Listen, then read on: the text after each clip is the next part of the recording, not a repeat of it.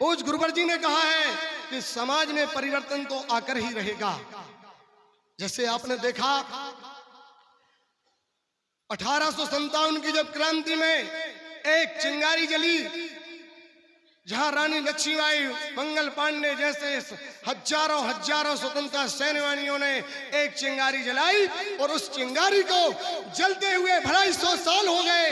लेकिन जब देश को आजादी मिली 1947 में, तब हमारा देश आजाद कहलाया। इसी क्रम में जैसे हमारी अभी दीदी जी ने बोला, भैयों ने बोला, अनेक वक्ताओं ने आपने देखा कि यह भारतीय शक्ति चेतना पार्टी की चिंगारी परम पूज परमहंस योगराज श्री शक्ति पुत्र जी भगवान द्वारा निर्देशित तीनों विचारधाराओं के माध्यम से समाज में परिवर्तन होना है, जिसमें कोई संदेह नहीं है। आज नहीं तो कल एक ऐसा अवसर आएगा जहां पर उस गुरुवर जी ने कहा है कि भारतीय शक्ति चेतना पार्टी के माध्यम से एक दिन दिल्ली के लाल किले पर एक शक्ति साधक या साधिका शक्ति ध्वज फहराएंगी। सोचें, विचार करें। परिवर्तन, जब हम कहते हैं परिवर्तन, पहले आपने देखा गुरु भाई भी बैठे हुए हैं, समाज के लोगों से मैं पूछना चाहता हूं, जब एक रक्षा कवचधारी किसी गांव में जाता था तो लोग कहते थे कौन है आप, क्या करते हैं आप? तब पूज्य गुरुवर जी का एक संदेश लेकर के पूज्य गुरुवर जी के शिष्य जाया करते थे कि हम भगवती मानव कल्याण संगठन के सदस्य हैं, हम पूर्णतः नशा मुक्त हैं, हम पूर्णतः मांसाहार मुक्त हैं, हम पूर्णतः चरित्रवानों का जीवन जीते हैं, हमारे आगे और पीछे कोई विकल्प नहीं होता है। और वही एक छोटी सी चिंगारी जलते हुए आज दमोह जिले में लाखों लोग पूज्य गुरुवर जी की कृपा से इसी प्रकार से माँ की जोत जला करके घरों में माँ की आरती करवाते हैं। हर गली में जाते हैं, हर उस व्यक्ति के पास जाते हैं, हर उस माँ के पास जाते हैं जिस माँ की वेदना होती है कि मेरा बच्चा नशा मुक्त हो जाए। वो पत्नी के पास जाती है जिस पति का एक संकल्प होता है कि मेरा पति नशा मुक्त हो जाए। ऐसी विचारधारा को लेकर के आज भगवती मानव कल्याण संगठन एक वट वृक्ष का रूप धारण कर चुका है। सोचें, विचार करें। हम और आप यहाँ नाते रिश्तेदार बैठे, नए लोग बैठे हुए हैं। मैं आपसे पूछना चाहता हूँ और एक निवेदन करना चाहता हूँ, हमें और आपको एक स्वीकार करना पड़ेगा कि सत्य क्या है और सत्य क्या है। लोग भटके हुए हैं, लोग कहते हैं कैसी विचारधारा है। हमें और आपको सोचना होगा कि हमें सत्य की ओर बढ़ना है।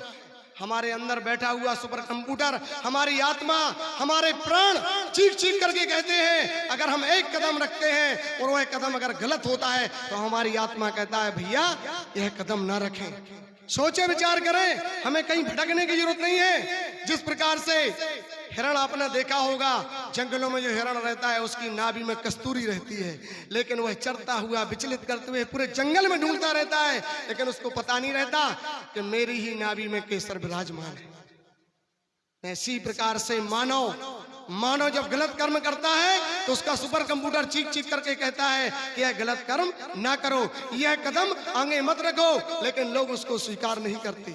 आत्मा की आवाज को स्वीकार नहीं करते। जब कहीं बड़े से बड़े गड्ढे में गिर जाता है तब उसकी आत्मा, जब वह कहीं, आपने देखा कोई व्यक्ति गिर जाता है, प्लास्टर बांधे रहता है, कोई व्यक्ति बीमार हो जाता है, जब पलंग पे रहता है, जब हम आपसे मिलने जाते हैं तो कहता है, उसकी आवाज क्या होती है?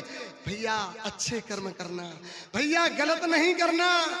यह गलत का परिणाम है कि आज हम भोग रहे हैं, जिसको आप देखने आ रहे हैं। इसी प्रकार से पूज्य गुरुवर जी ने कहा है कि जब हमारी आत्मा गलत को स्वीकार कर देती है या हमारी आत्मा गलत को चीख करके कहती है, इसी प्रकार से हमारी आत्मा में एक और कर्म होता है, इसको पूज्य गुरुवर ने कहा है सत्य कर्म, परोपकार, पुरुषार्थ। ये कहां से आएगा? जो लोग नशा नहीं करते, जो लोग मांस नहीं खाते, जो लोग चरित्रहीनता नहीं करते, उनकी आत्मा चीख करके कहती है कि भैया हम किस गरीब आदमी का हवाला कर दें, हम किस दीन दुखी की सेवा कर दें, हम किसी असहाय व्यक्ति की किस प्रकार मदद कर दें। और यह मदद कौन करता है? भगवती मानव कल्याण संगठन का प्रत्येक सदस्य करता है। आज आपने देखा हमारे दमोह जिले में पौड़ी गांव में एक बड़ा सा तालाब टूट गया, जिसमें 2-4 गांव डूब गए। कुछ लोगों का अन्न पानी, अनाज, राशन पानी कपड़े वस्त्र सब बह गए, लेकिन ये राजनेता सत्ताधारी पार्टियों के लोग नहीं पहुंचे। कब पहुंचे? जब भगवती मानव कल्याण संगठन के लोगों ने उनको रहने के लिए घर दे दिया, भगवती मानव कल्याण संगठन के लोगों ने उनके लिए खाने के लिए दे दिया, उनके लिए कपड़े दे दिए, उनके लिए बिछाने ओढ़ने के लिए सारे कपड़े दे दिए। उसके बाद हमारे क्षेत्र के मंत्री, केंद्रीय मंत्री, विधायक जी गए, और जब विधायक जी वहां पहुंचे तो लोगों ने उनका खुलकर विरोध किया। ये आपने और हमने वीडियो में देखा होगा। ये सरकार के लोगों को दिखता नहीं है। आपने देखा होगा गलियों में जब लड़ाई होती है, अगर उसे पुलिस निकलती है तो पुलिस कहती नहीं कि लड़ाई क्यों हो रही। क्यों? पुलिस बातें कहते हैं कि जब ये रिपोर्ट लिखाने आएंगे, मेरे थाने आएंगे, जब रोकेंगे। लेकिन भगवती मानव कल्याण संगठन का प्रत्येक कार्यकर्ता, रक्षा कवचधारी, गुरु भाई गुरु बहन, अगर कहीं गलत होता है तो एक बार उस पर आवाज उठाता है, और इसका परिणाम आपने देखा होगा। गांव में बिकने वाली अवैध शराब, जहां भी अवैध शराब जाती है या बिकती है, उसका पुरजोर विरोध भगवती मानव कल्याण संगठन और भारतीय शक्ति चेतना पार्टी करती है। आपके इस हटा क्षेत्र में, रने क्षेत्र में, जहां भी आप देखें, कई बार हमारे भगवती मानव कल्याण संगठन के धर्म योद्धाओं ने वह खेपे पकड़ाई, जिनको अच्छे अच्छे मंत्री, संतरी, अच्छी अच्छी पुलिस, जिनके घर में जाकर के कतराती थी, रने भैंसाहन जैसे बड़े बड़े शराब माफियों के छक्के छुड़ाने वाले ये रक्षा कवचधारी। सोचें, विचार करें। मैं आपसे निवेदन करता हूं, आग्रह करता हूं कि एक बार, सिर्फ एक बार उस पंच ज्योति शक्ति सिद्धाश्रम धाम, पावन पवित्र धाम में, जो आने वाले समय में पूज्य गुरुवर जी ने कहा है कि विश्व की धर्मधुरी बनने जा रही है, ऐसे ही पंच ज्योति शक्ति सिद्धाश्रम धाम में 22, 23, 24 अक्टूबर को परम पूज्य परमहंस योगराज श्री शक्ति पुत्र जी महाराज के द्वारा महाशक्ति संगनाथ त्रिदिवसीय होने जा रहा है। इसमें मैं आपका आह्वान करता हूं। पूज्य गुरुवर जी ने स्वयं समाज का आह्वान किया है कि अगर आपके घर में कैसा भी नशेड़ी हो, कैसा भी व्यभिचारी हो, कैसे भी भ्रष्टाचारी हो, अगर उस 3 दिवसीय शक्ति संगनाथ में पहुंचता है तो वह आपके जैसे और हमारे जैसा गुरु भाई अवश्य बन जाएगा। तो उसको अवश्य ले चलें और उस महाशक्ति संगनाथ में अवश्य पधारें, क्योंकि पूज्य गुरुवर जी ने कहा है कि यह, जब पूज्य गुरुवर जी ने युग परिवर्तन का महासंगनाथ किया था तो वह भी 3 क्रमों में था। नशा मुक्ति का संगनाथ किया था तो वह भी 3 क्रमों में था। और यह जो महाशक्ति संगनाथ है, यह भी तृतीय चरण और अंतिम चरण पंच ज्योति शक्ति सिद्धाश्रम धाम में 22, 23, 24 अक्टूबर को होने वाला है। इसी के साथ मैं अपनी पुनः बहुत बहुत धन्यवाद देना चाहता हूँ।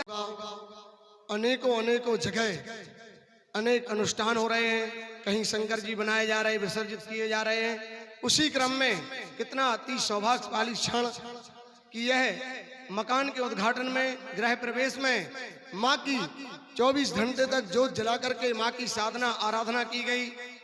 इतना पवित्र अवसर हम सबको प्राप्त हुआ, यह एक सौभाग्य से कम नहीं है। विचार करें, सोचें, समझें। जब कहीं भी कोई भी अनुष्ठान हुआ करता है, आपने देखा होगा कि 24 घंटे का अगर रामायण का पाठ हो या 24 घंटे का आपने देखा दुर्गा पाठ हो, और एक ऐसा दिव्य स्थल, ऐसी दिव्य पावन स्थली श्री पंच ज्योति शक्ति सिद्धाश्रम धाम, जहां पर 15 अप्रैल 1997 से लेकर के आज 26 वर्ष पूर्ण हो चुके हैं, वहां पर अखंड श्री दुर्गा चालीसा पाठ चल रहा है। उसी कड़ी में हमने यह दुर्गा चालीसा पाठ संपन्न किया है। सोचें, विचार करें।